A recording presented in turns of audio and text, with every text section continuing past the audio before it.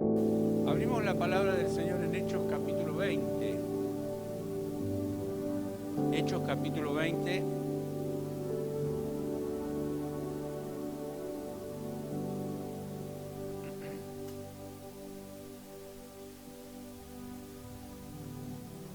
Como mencioné mientras orábamos, el Espíritu Santo está presente desde la creación hasta ahora. Hay diferentes ocasiones donde se menciona, se da la idea de que, bueno, el Espíritu Santo recién a partir de Pentecostés. Pero no, el Espíritu Santo siempre estuvo, como ahí en Génesis, y en el último capítulo de Apocalipsis también está presente el Espíritu Santo a través de todo el canon de las Escrituras, pero a través de toda la historia. Aparte, el Espíritu Santo es Dios, o sea, Dios es Padre, Hijo y Espíritu Santo. Podemos dividirlo teológicamente para estudiarlo, como podemos decir el Padre crea, el Hijo redime, el Espíritu Santo santifica, y que en la dispensación hoy estamos en la era del Espíritu Santo, de la gracia, de la iglesia. Por eso tenemos que cada día hacer ¿qué? Buscar la llenura del Espíritu Santo. Venimos, durante todo este mes vengo hablando acerca del Espíritu Santo, pero la verdad que tiene que estar los 365 días del año presente en nuestra vida, en todo lo que somos. No separemos. A veces, me acuerdo una vez un empresario que venía acá a la iglesia y era colaborador nuestro, discípulo nuestro, y bueno, empezó a hacer algunas cosas que no estaban correctas. Entonces yo lo llamé a la orden y lo corregí, y dice, no, es que pastor hay que separar lo que es la profesión, lo que es el negocio, lo que es la vida espiritual. No, señor, le digo, no hay que separar absolutamente nada. Dios está presente en todos los roles de la vida. Si soy papá, si soy empleado, si soy empresario, si soy comerciante, soy cristiano en todo lo que hago y en todo lo que soy. Entonces, que el Señor nos ayude a entender esto. Y en la Biblia, como dije, se menciona el Espíritu Santo durante toda la Escritura, pero solamente en tres ocasiones se menciona Pentecostés. Y una de ellas es en Hechos capítulo 20, versículo 16, y que ya en el tiempo del apóstol Pablo ya lo celebraban, lo festejaban al Pentecostés. Ellos andaban haciendo giras misioneras, fundando iglesias, giras apostólicas, pero celebraban, volvían a Jerusalén a celebrar con la iglesia el Espíritu Santo. Dice, porque Pablo se había propuesto, versículo 16, Hechos 20, 16, porque Pablo se había propuesto pasar de largo a Éfeso para no detenerse en Asia, pues se apresuraba por estar el día de Pentecostés, si le fuese posible, en Jerusalén.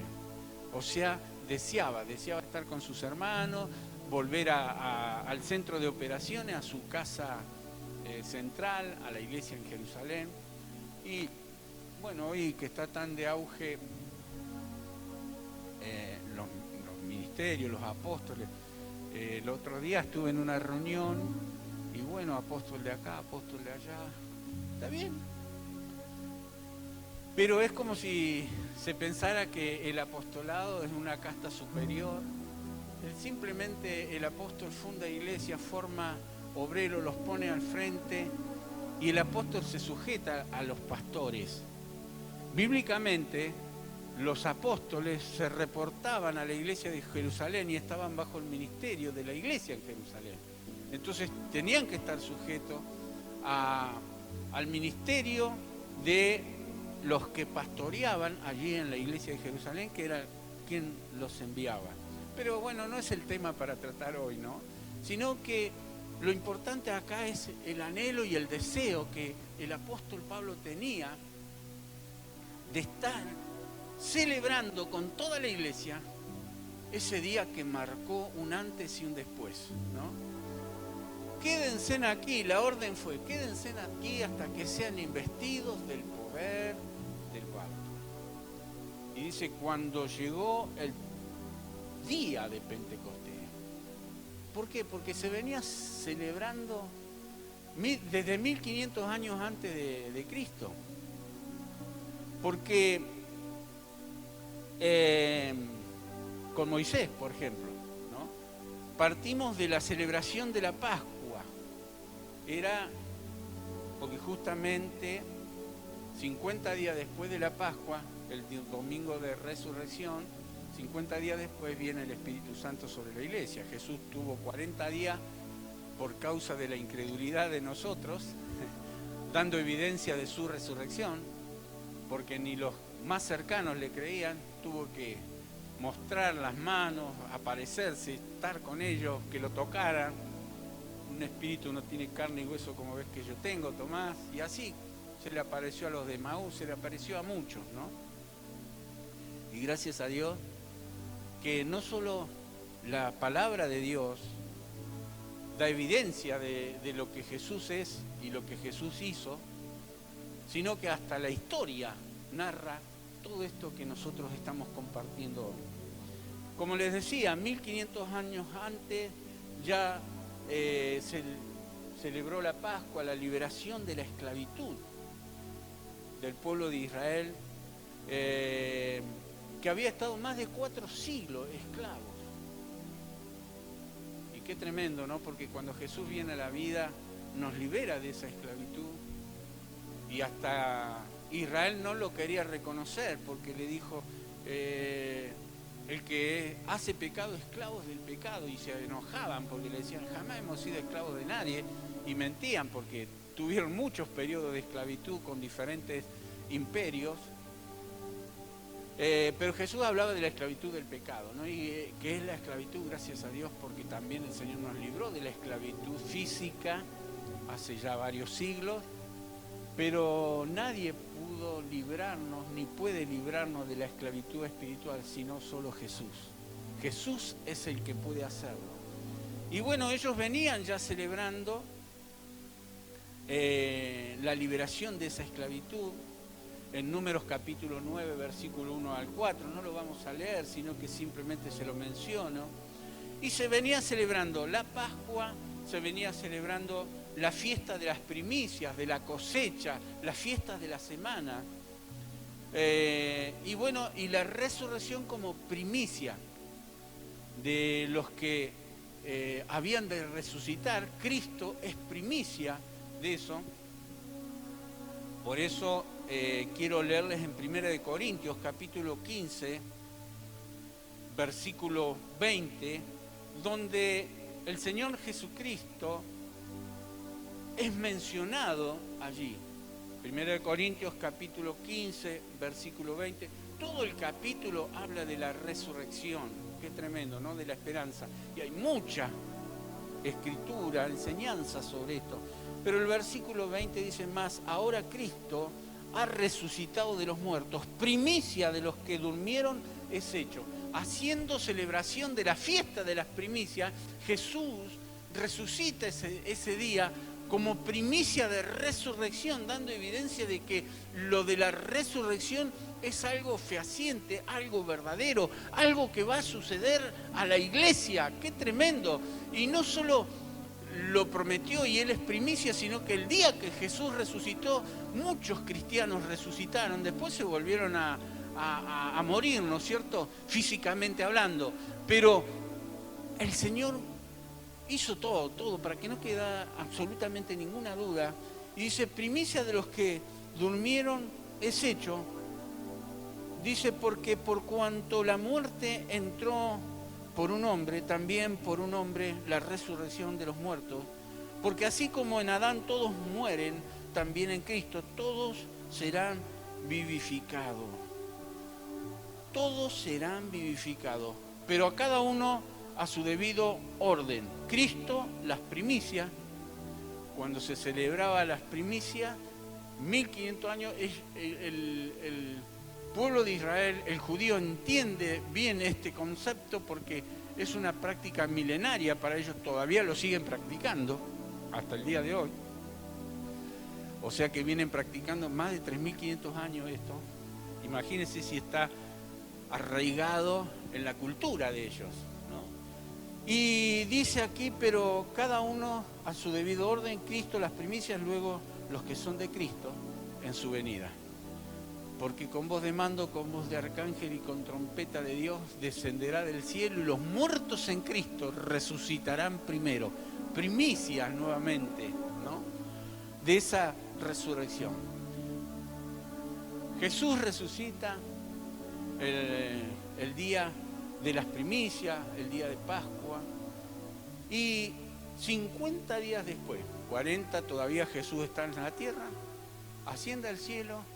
Quédense aquí hasta que sean investidos del poder de lo alto. En el aposento alto, 120. Miren cuántos miles habían recibido de Jesús, milagros extraordinarios, pero solo 120. 120 se quedaron a buscarlo, 120 se consagraron, 120 se encerraron, pagaron el precio. No sé cómo habrán hecho, manejando su economía, sus recursos, su vida, porque se encerraron 10 días y dijeron, hasta que Dios no me bendiga, no me muevo de acá. Y cuando llegó el día de Pentecostés, estaban todos unánimes juntos. Y de repente,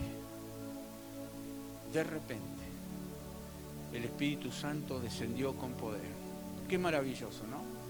Poder para la iglesia. Porque dijo el Señor, recibirán poder cuando venga el Espíritu Santo. ¿Y poder para qué? Para ser testigos. ¿Poder para qué? Para tener una vida de santidad. Poder para todos los roles y las áreas de la vida del ser humano, pero ya un ser humano diferente, nueva criatura. Hay un antes y un después. Cuando uno recibe a Jesús, recibe el Espíritu Santo y comienza a vivir una nueva vida. Entonces, ¿para qué el Señor lo dio? Para vivir una vida a un nivel diferente. Por eso nosotros tenemos que marcar la diferencia, sí o sí. Hay un antes y un después. No nos tiene que condicionar, por ejemplo, mi pasado, ¿no? Mis padres que tuvieron fracaso. Algo compartíamos el viernes en la reunión de matrimonio. Mi padre que era violento, alcohólico, yo tendría que ser violento, tendría que ser alcohólico, tendría que ser, porque la maldad de los padres sobre los hijos es hasta la tercera y cuarta generación. Pero no, señores, cuando recibí a Jesús, nueva criatura soy. Las cosas viejas pasaron y Dios comienza a hacer cosas nuevas. Y no tiene que la maldición seguirme, sino la bendición. La bendición. Y no podemos justificarnos, porque mi papá, mi mamá, mi abuelo, etcétera, etcétera, era así, yo soy así. No, Señor. Nueva criatura sos. Y a partir de ahí, si le das lugar al Espíritu Santo, marcás la diferencia, tenés un nivel de vida diferente. A partir de ahí, tenemos un sello que garantiza nuestra herencia. Un sello. Puso el Espíritu Santo sobre nosotros como un sello. Lo dice Efesios capítulo 1, versículo 13, dice: en él también, vosotros habiendo oído la palabra de verdad, el evangelio de vuestra salvación, y habiendo creído en él, fuisteis ¿qué? Sellados.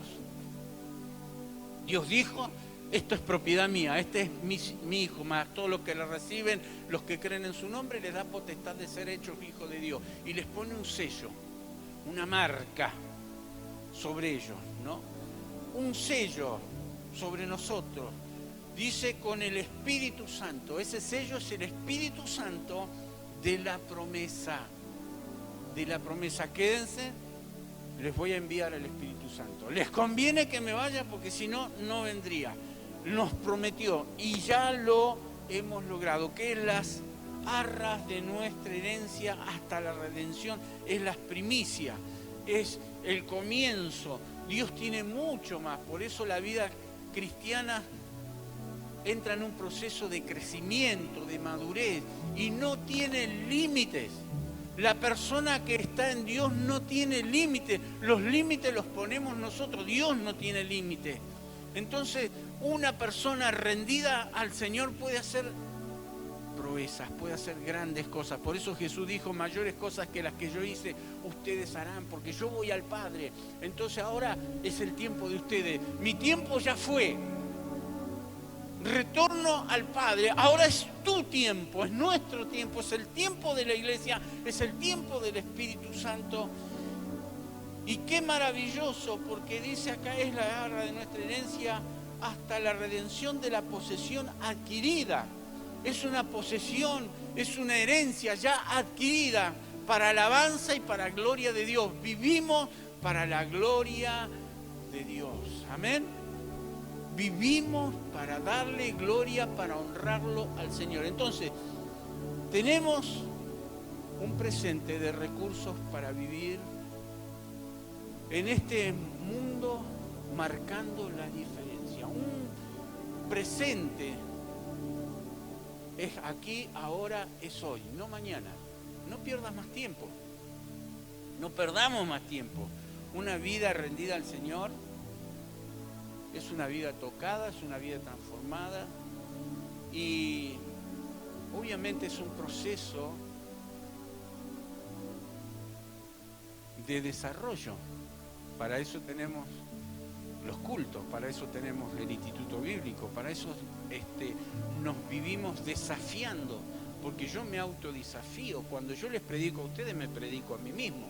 Cuando yo preparo cada mensaje, tengo un corazón predispuesto y hasta lágrimas corren por mi rostro cuando yo estoy preparando y le digo, Espíritu Santo, yo quiero cada vez ser más fructífero, más bendecido, más bendecir a otros.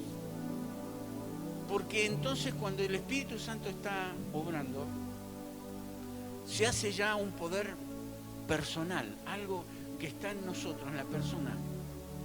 Y ese poder personal transformando para crecer por fuera hay que crecer por dentro. Se traslada al ministerio. ¿Qué es ministrar? Es servir. Entonces todo cristiano tiene que servir. Tiene que dar fruto.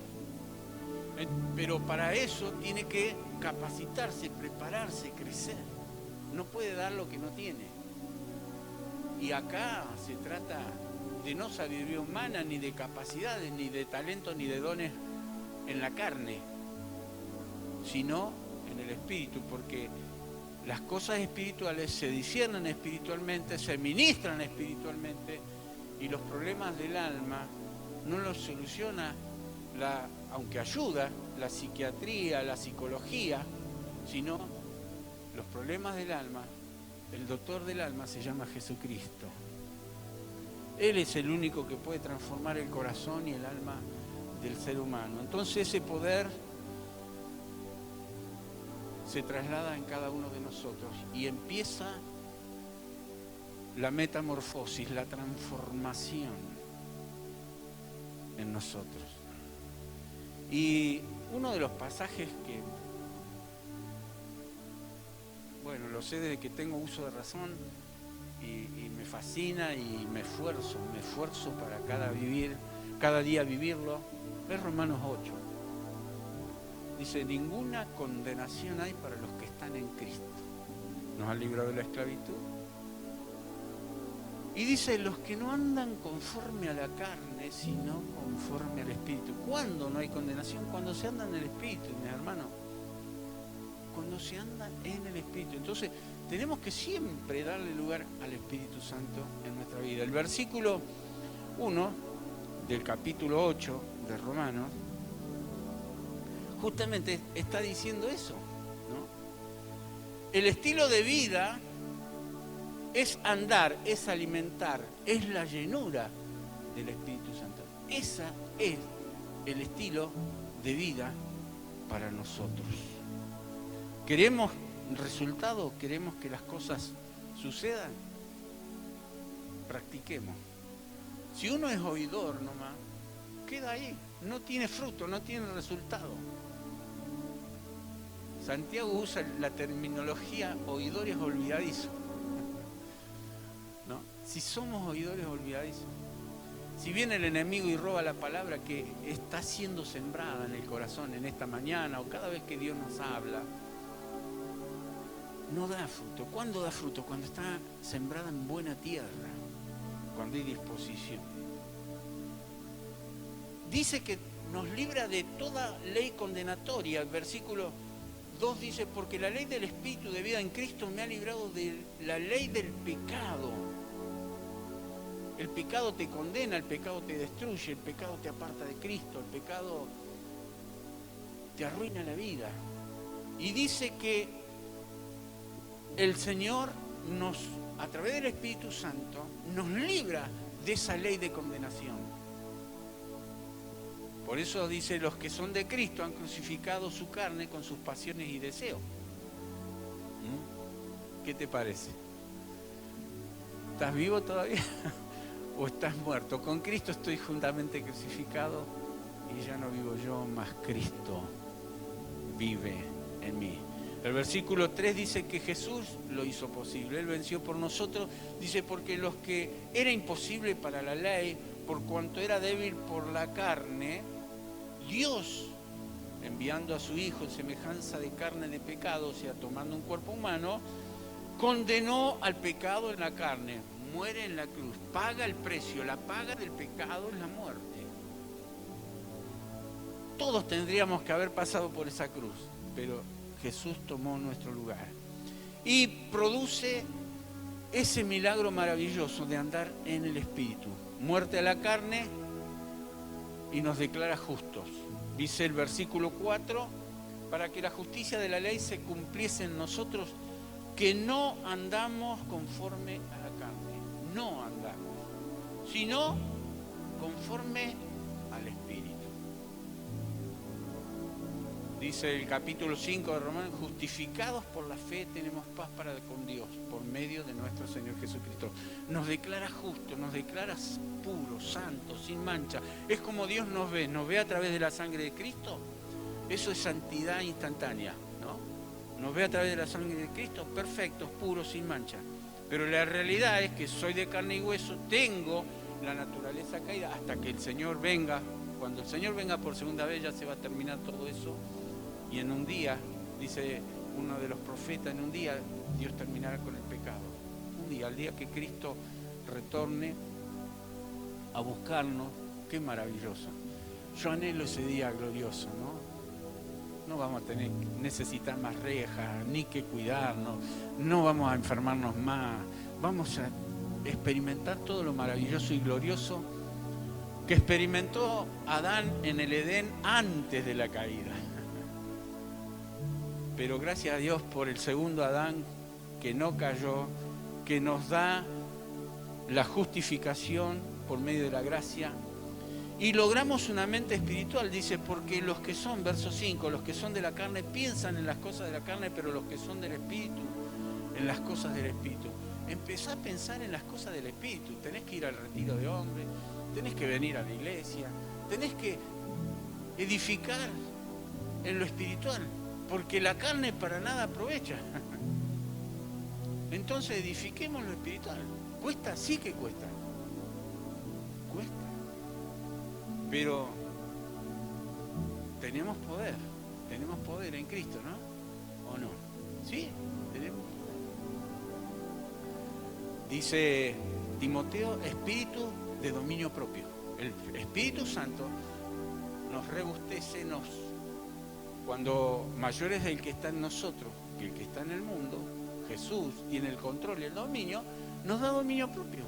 Podemos dominarnos lo que vemos, lo que hacemos, lo que tocamos, todo, ¿no? Entonces logramos la mente espiritual. Y de esa manera tenemos vida y vida en abundancia. Se cumple esta palabra cuando Jesús dijo, yo he venido para que tengan vida y vida en abundancia. El versículo 6 dice, porque el ocuparse de la carne es muerte, pero el ocuparse del Espíritu es vida y paz. En esta vida presente, no pensé solo por la eternidad. Obviamente en la eternidad, si te fuiste con el Señor, gloria a Dios, vas a disfrutar toda una eternidad.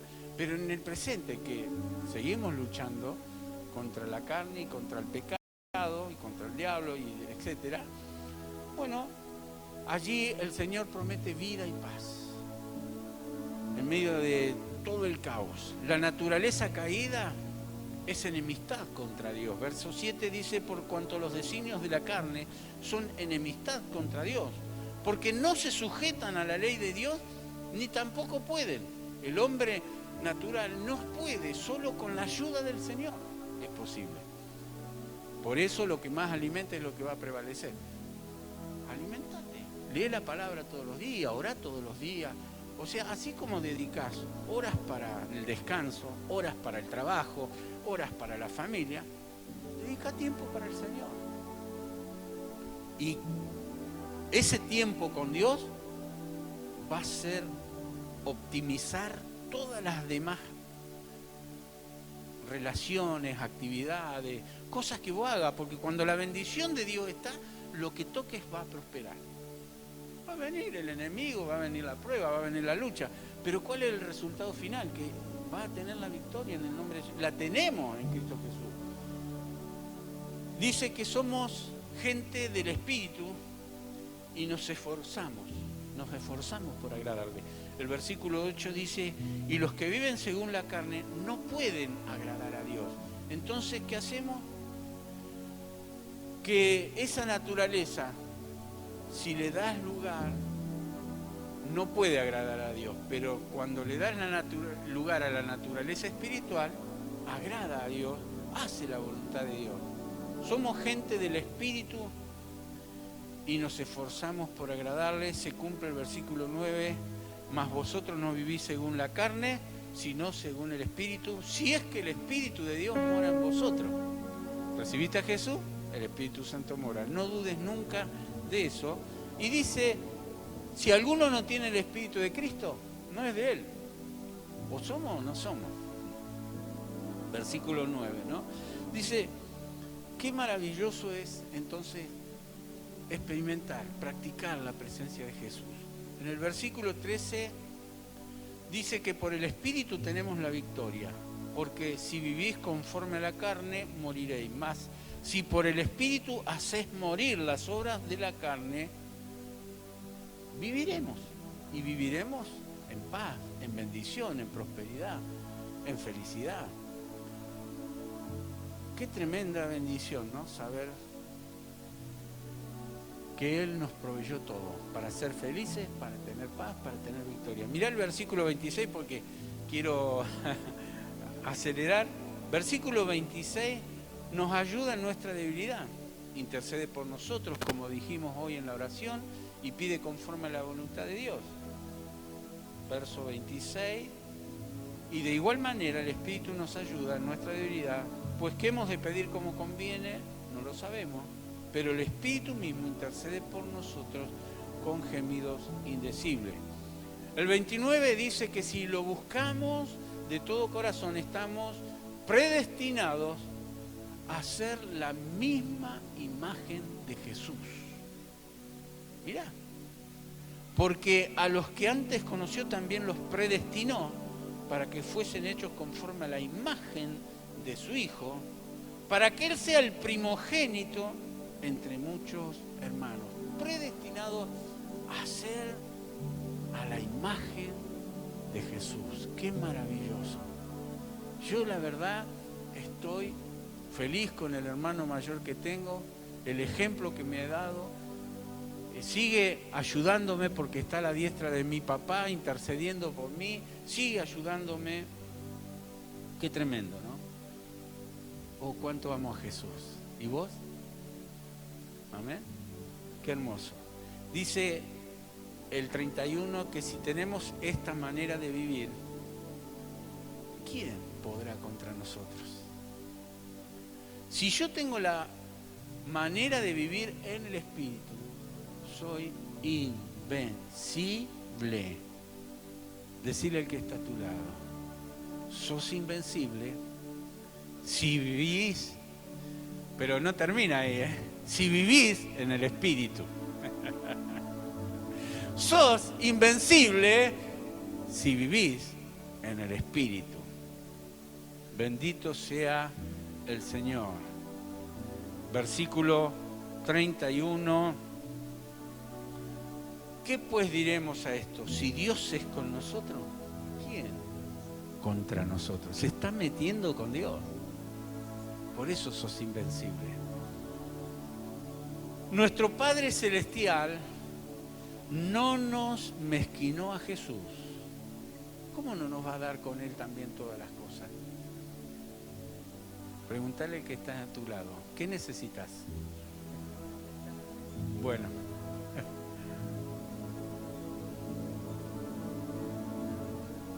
Yo necesito cosas, vos necesitas cosas. Que te arregle el auto, un mejor trabajo, que te sane el cuerpo, que te bendiga a los hijos, no sé, muchas necesidades, ¿no? Dice el versículo 32, el que no escatimó, el que no mezquinó, ni a su propio hijo, sino que lo entregó por todos nosotros, ¿cómo no nos dará también con él todas las cosas? A ver, diga todas las cosas. ¿Qué significa todas las cosas? Todo. Espiritual, físico, económico, emocional, todas las cosas. Qué Padre maravilloso que tenemos. Que nos dice, sí, nuestro hermano nos enseñó, si vosotros siendo malos sabéis dar buenas dádivas a vuestros hijos, ¿cuánto más vuestro Padre Celestial dará buenas cosas a los que se la pidan? Qué maravilloso.